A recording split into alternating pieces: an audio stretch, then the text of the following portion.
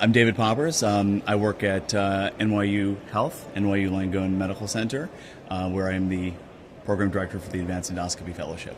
We were relatively early to adopt the 190 platform and have been very pleased with its performance characteristics.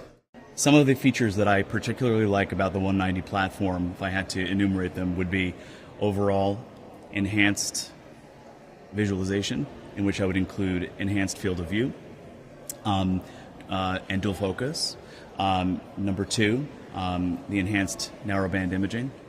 And number three, the seamless integration with very important technologies such as ScopeGuide and EndoCuff, which really make it very, very useful for the detection and successful removal of malignant, pre-malignant, and benign lesions. And this is important for all of our colleagues, both those who focus primarily on standard endoluminal procedures as well as those who do more interventional procedures, and I view it, as I mentioned, really as the standard of care in my view.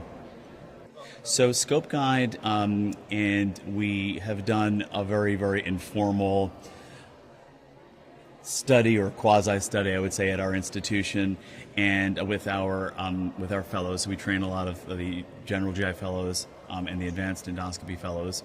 And what I would say is that from my experience, and I've used it just as an aside occasionally for my own patients so that I feel comfortable teaching and training what I've used myself. From my experience, the cecal intubation rates are higher, especially for junior trainees where that's not always assured.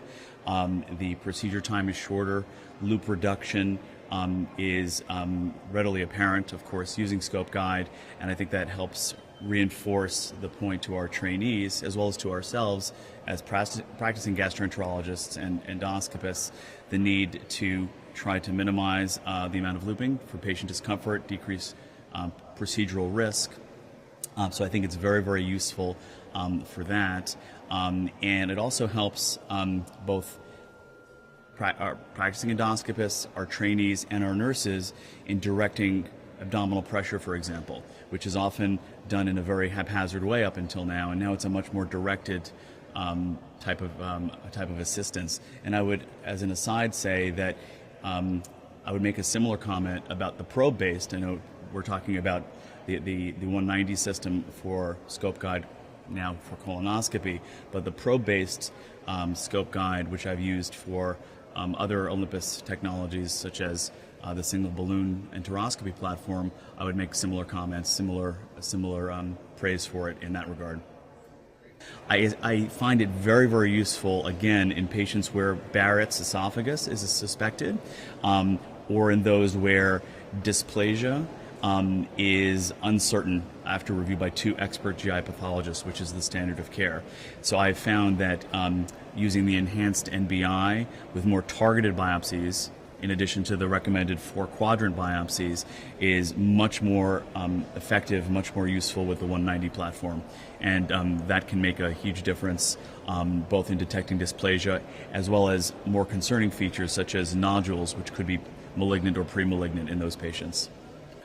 To those institutions and those practices and those physicians who haven't done so, that since the goal is always quality of patient care, and finding lesions, removing lesions, treating lesions, and subtle lesions, which we didn't talk about. For example, in subtle upper GI tract lesions that bleed that can be very difficult to detect, such as the de la Foix lesion. Anything that enhances the visualization, any optics, and again, field of view, overall optics, narrowband for detection of lesions, whether they are lesions that need removal or actually therapy, such as subtle bleeding lesions that I mentioned. This is essential. This is why we're in the field that we're in. So I really would say to everyone out there, and I think the message is coming across, but I would add my voice very vociferously to that it really will help you to take better care of your patients, and that's your goal.